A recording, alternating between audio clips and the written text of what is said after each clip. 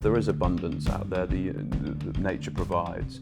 Once you start to enclose the commons, once you start to privatise, once you start to enact land monopoly, once you start to extract the rents, ultimately you end up with the situation that we've got now, which is apparent progress, but on the flip side, all this poverty, all the environmental degradation, and of course the mass inequity you could go as far as saying, that comes with it. Yeah, well, yeah, and when it comes to the question of progress, we should be clear about where progress actually comes from, right?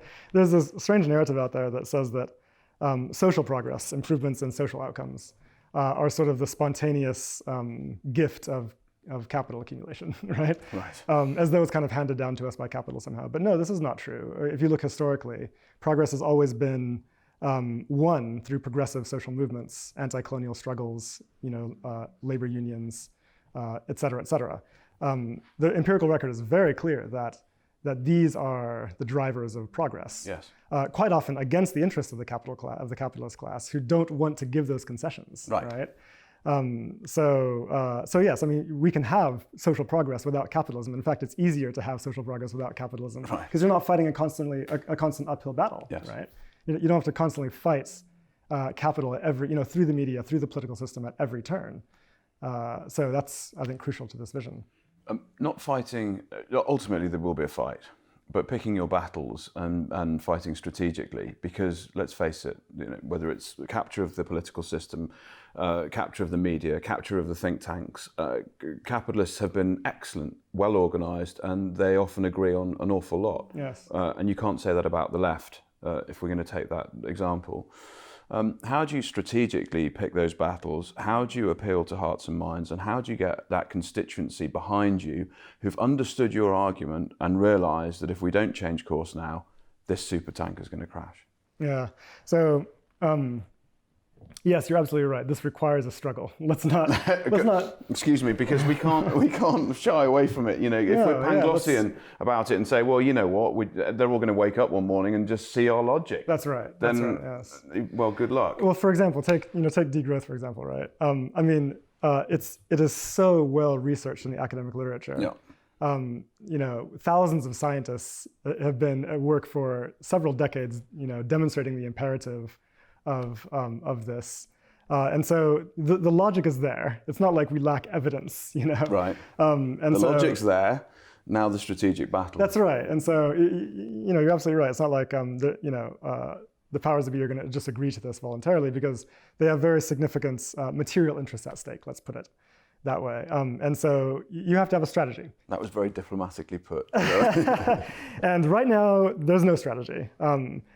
The best we have is the environmentalist movements, which I support, and they do an excellent job to the extent that they're able. But they're limited in several respects. First of all, they tend not to have a sufficiently robust critique of the fact that it is capitalist growth that is ultimately driving this problem, right? They think of it in terms of individual consumption and behavior change, et cetera, which is not going to fly. Right. We have to understand this is ultimately, the crisis we face is being driven by the production system, which is organized around perpetual expansion. Overconsumption in the West, in rich countries, is an effect of the production system.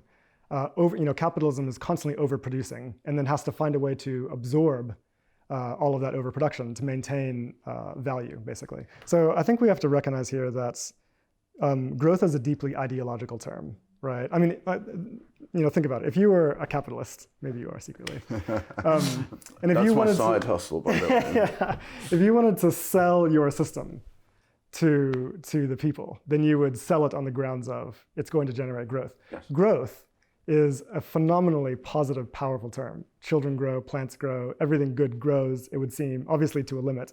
We don't talk about that part.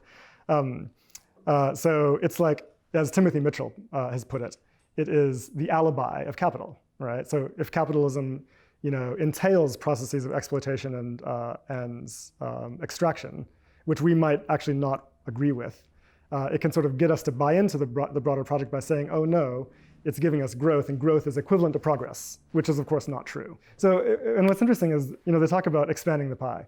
What pie is being expanded here? Right. The pie that's being expanded is the pie of commodity production, not the pie of use value or provisioning. So what really matters to us is access to the resources we need to live well, which may entail, for example, a public health service. Now, if you were to privatize the U.S.